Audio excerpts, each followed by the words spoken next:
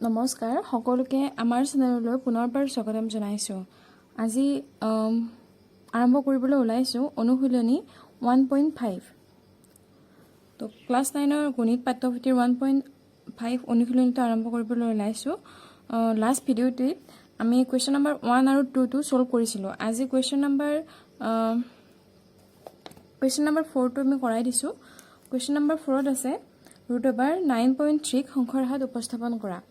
এতিয়া মই আগৰ ভিডিঅ'বিলাক যদি চাইছা তোমালোকে গম পাইছা যে মই সংখ্যাৰ হাত কিদৰে যিকোনো ৰুট থকা সংখ্যাক কিদৰে উপস্থাপন কৰিব পাৰি সেইটো ধুনীয়াকৈ বিতংকৈ বুজাই দিছোঁ। তোমালোকে আগৰ ভিডিঅ'বোৰ চাই ল'লে বুজি পাবা নিশ্চয়। তেনেহ'লে আজি এই ভিডিঅ'টিত মই কুৱেশ্যন নম্বৰ 4টো জাষ্ট বুজাইহে দিম, তোমালোকে চাই লাৰ্ণ কৰি ল'বা। এতিয়া আৰম্ভ কৰিবলৈ ওলাইছোঁ। এইটো কুৱেশ্যন নম্বৰ 4 √9.3। এতিয়া চোৱা অংকন প্ৰণালীখিনি চাই ল'বা। আমি এডাল সংখ্যাৰ হাত আঁকিছোঁ প্ৰথমতে, তাৰপিছত কি কৰিছোঁ, সংখ্যাৰ হাত এটা স্থিৰ বিন্দু এ লৈছোঁ। এৰ পৰা এডাল ৰেখা অংকন কৰিছোঁ যাৰ দৈৰ্ঘ্য হৈছে 9.3 একক, আৰু 9.3 এককটো এৰ পৰা বিলৈকে লৈছোঁ। চোৱা মই অংকন প্ৰণালীটো ভালকৈ বুজাই দিছোঁ। এটা স্থিৰ বিন্দু এৰ পৰা এডাল ৰেখাত 9.3 একক দূৰত্বত বি বিন্দু লোৱা হ'ল, অৰ্থাৎ এইখিনিৰ দৈৰ্ঘ্য হৈছে 9.3। যাতে এ বি 9.3 চেণ্টিমিটাৰ হয়, আকৌ বিৰ পৰা 1 একক দূৰত্বত চি বিন্দু লোৱা হ'ল। এই বি বিন্দুৰ পৰা 1 একক দূৰত্বত আমাৰ চি বিন্দু লোৱা হৈছে। 1 একক দূৰত্ব মানে হৈছে 1 চেণ্টিমিটাৰ দূৰত্বত। এতিয়া এ চিৰ মধ্যবিন্দু অ' লোৱা হ'ল। এতিয়া এ চিটোৰ মধ্যবিন্দু উলিয়াইছোঁ আমি, মধ্যবিন্দু ওলাই পেলাই অ'টো লৈছোঁ। অ' বিন্দু কেন্দ্ৰ কৰি অ' চিৰ সমান ব্যাসাৰ্ধ লৈ অৰ্ধচাপ এটা অঁকা হ'ল। এতিয়া অ' বিন্দু কেন্দ্ৰ কৰি পেলাই অ' চিৰ সমান ব্যাসাৰ্ধ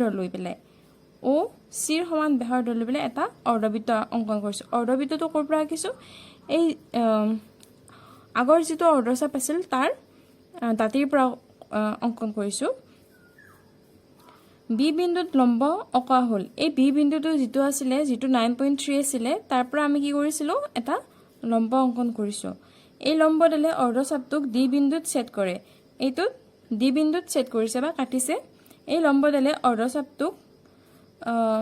অৰ্ধচাপটোৰ আমাৰ অৰ্থাৎ বি ডিৰ আমাৰ দৈৰ্ঘ্য কিমান হৈছে, যিটো অৰ্ধচাপ তাৰ দৈৰ্ঘ্য হৈছে যিটো বিন্দুত কাটিছে √9.3। আকৌ বি বিন্দু কেন্দ্ৰ কৰি বি ডিৰ সমান ব্যাসাৰ্ধ হিচাপে লৈ অঁকা চাপে ৰেখাডালক পি বিন্দুত কাটিছে। গতিকে পি বিন্দুৱে সংখ্যা ৰেখাত √9.3 অৱস্থান নিৰ্দেশ কৰে। অৰ্থাৎ এই যিটো পি বিন্দু আমি পালোঁ শেষত, এই পি বিন্দুটোৱে কি কৰে, √9.3 অৱস্থান নিৰ্দেশ কৰে। তো এইখিনিয়ে আছিলে কুৱেশ্যন নম্বৰ 4টো। বুজি পালা নিশ্চয়। আগৰ ভিডিঅ'বিলাক যদি বুজি পাইছা, এইটো বুজিবলৈ তেনেই সহজ। এতিয়া কুৱেশ্যন নম্বৰ 5টো আমি কৰিবলৈ চেষ্টা কৰিম। কুৱেশ্যন নম্বৰ 5ত আছে তলৰ ৰাশিৰ হৰবিলাক পৰিমেয় কৰা, আৰু অৰ্থাৎ ইয়াৰে হৰ কোনটো √7 আৰু ইয়াৰে লব 1। অৰ্থাৎ আমি √7টো যিহেতু এটা অপৰিমেয় সংখ্যা, এইটোক আমি পৰিমেয় কৰিব লাগে। পৰিমেয় কৰিবলৈ হ'লে কি কৰিব লাগিব, ৰাশিটো সমতুল্য কৰিব লাগিব। ফাৰ্ষ্ট সমতুল্য কৰি পেলাই আমি হৰটো পৰিমেয় কৰিম। তো তোমালোকে চাই চাবা। কুৱেশ্যন নম্বৰ 5ৰ নাম্বাৰ 1/√7। 1/√7টো আমি কি কৰিম, হৰত আছে √7, আমি তলে ওপৰে √7ৰে পূৰণ কৰি দিম। কাৰণ √7 ইনটু √7 হ'লে কি হ'ব, অনলি 7 হ'ব।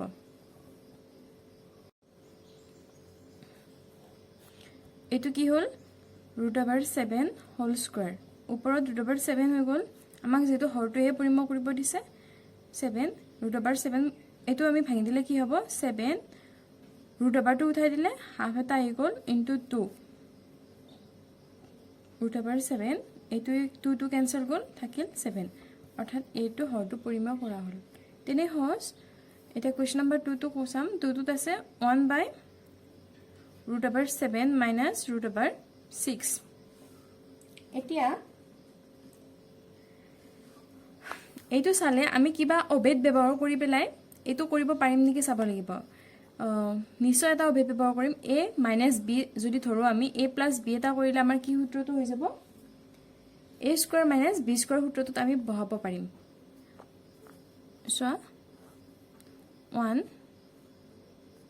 এটা √, আগৰ পৰা কি আছে √7 -√6 এটা যদি আমি আকৌ √7 + √6 কৰি দিও তেতিয়া নিশ্চয় এটা অভেদত আহি যাব এতে যেটো √7 + √6 এড কৰিছো নতুনকে তো ওপৰত আমি কি এড কৰিব লাগিব √7 + √6 তো এইটো এটা অভেদত উলাই হুমাই গল √7² - √6 হোল স্কয়াৰ এটা ওপৰত কি থাকিলে √7 + √6 এইটো হ'ব 7 - 6 এইটো তো এখিনি আমি ঠিক এনেদৰে কৰিলে √7 টো আমাৰ কি পাম √7² আমি পাম 7 √6 হোল স্কয়াৰ আমি পাম 6 ওপৰটো সেমে থাকি যাব তো কি থাকিব 7 √7 + √6 তলত কি হল 1 অৰ্থাৎ আমি এটো কি লিখিব পাৰো √7 + √6 এই হৰটো পৰিমাপ কৰা হল ঠিক হেদৰে ঠিক আছে মই আগতে কৰি থোৱা আছে তোমালোক বুজাই দিম